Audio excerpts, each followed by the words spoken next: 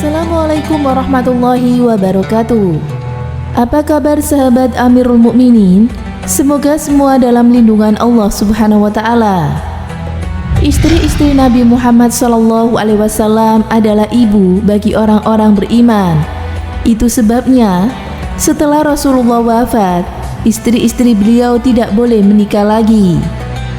Imam Syafi'i dalam kitab menafsirkan Al-Quran surat Al-Ahzab ayat 6 mengatakan bahwa kaum muslimin diharamkan menikahi para istri Nabi tersebut dalam keadaan apapun.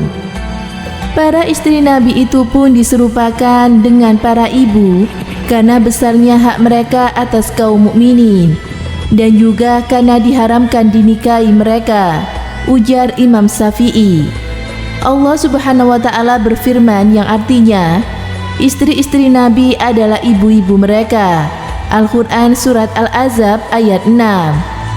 Dalam tafsir Kementerian Agama dijelaskan, karena Rasulullah SAW adalah bapak dari kaum muslimin, maka istri-istri beliau pun adalah ibu mereka. Maksudnya adalah menepati kedudukan ibu dalam kewajiban memuliakan dan menghormatinya dan haram untuk menikahinya. Adapun dalam hal lainnya, seperti hubungan waris-mewarisi, hukum melihat auratnya dan berhalwat dengannya, sama hukumnya dengan perempuan lain yang tidak memiliki hubungan mahram. Sementara itu, Ibnu Zaril dalam kitabnya, Kitab Zami'ul Bayan, mengutip Qatadah menyebutkan dengan kedudukan tersebut Allah Subhanahu wa taala mengagungkan hak-hak mereka. Ibnu Abi Hatim meriwayatkan dari Qatadah sebagaimana disebutkan oleh Imam Suyuti dalam Ad-Durrul Mansur mengatakan maksudnya ibu-ibu mereka dari sisi haramnya seorang mukmin menikahi salah satu seorang istri dari Nabi, baik tatkala beliau masih hidup, bila beliau telah menalaknya, atau setelah beliau wafat. Mereka haram untuk dinikahi seperti haramnya menikahi ibu kandung sendiri. Ibnu Zarir juga meriwayatkan dari Ibnu Zaid mengenai makna dari ayat tersebut, bahwa maksudnya adalah mereka haram dinikahi oleh orang-orang mukmin. Ibnu Zarir At-Tabari mengatakan, keharaman istri-istri Nabi sama seperti keharaman ibu kandung mereka, yang mana istri-istri Nabi diharamkan untuk dinikahi setelah beliau wafat, sebagaimana diharamkan menikahi ibu kandung. Imam Al-Qurtubi dalam kitabnya Al-Zami'il Al-Kamil Quran juga mengatakan maksud ayat tersebut adalah wajibnya memuliakan, mengagungkan, serta haramnya kaum lelaki mukmin menikahi mereka.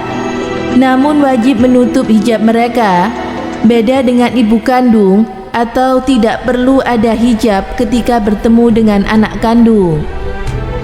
Ada juga yang mengatakan karena kasih sayang ummahatul mukminin kepada kaum mukminin itu sama seperti kasih sayang ibu kandung kepada anak-anaknya, maka mereka diposisikan sebagai ibu bagi kaum mukminin.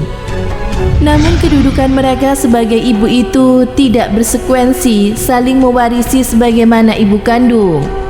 Kemudian boleh juga menikahi anak-anak perempuan ummahatul mukminin. Kedudukan para istri Nabi SAW sebagai ummahatul mukminin tidak lantas menjadikan anak-anak perempuan mereka menjadi saudari-saudari bagi kaum mukminin. Syekh Islam Ibnu Taimiyah berkata, umat Islam telah sepakat atas haramnya menikahi ummahatul mukminin setelah Nabi wafat, juga sepakat atas wajibnya memuliakan mereka. Mereka adalah ibunda kaum mukminin dalam hal kehormatan dan haramnya dinikahi. Namun mereka bukan ibunda kaum mukminin dalam masalah kemahroman. Oleh karena itu, tidak boleh bagi seseorang yang bukan kerabat mereka untuk berhalwat atau berduaan dengan mereka, sebagaimana bolehnya seorang laki-laki berhalwat dan syafar bersama mahramnya. Ibnu Katsir mengatakan, maksudnya mereka adalah ibunda kaum mukminin dalam hal kehormatan, haramnya dinikahi, berhak mendapatkan pemuliaan, penghormatan, pengagungan, akan tetapi tidak diperbolehkan berhalwat dengan mereka. Haramnya menikahi mereka itu tidak menjalarkan kepada anak-anak perempuan mereka dan saudari-saudari mereka berdasarkan kesepakatan para ulama. Masya Allah, ternyata itulah alasan mengapa istri-istri Nabi tidak boleh untuk dinikahi. Semoga bermanfaat. Wallahu a'lam bishawab.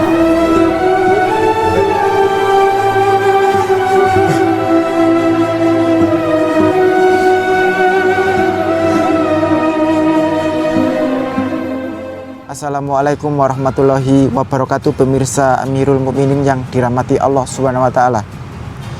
Allah Subhanahu wa taala memerintahkan Rasulullah Muhammad SAW menikahi banyak istri memiliki banyak tujuan. Di antaranya adalah yang pertama, agar sunnah-sunnah beliau bisa tampak. Peran istri-istri beliau agar sunnah-sunnah yang biasa beliau lakukan di rumah itu bisa tampak. Seandainya beliau hanya beristrikan 1 atau 2 istri saja, maka hadis-hadis yang diriwayatkan sangat sedikit. Yang kedua, untuk menundukkan hati kabilah-kabilah agar mereka memeluk Islam. Misalnya adalah Safiyah binti Huyai yang berasal dari Yahudi, agar orang-orang Yahudi ini masuk Islam. Peran istri Rasulullah SAW begitu besar dalam perkembangan Islam di masa awal.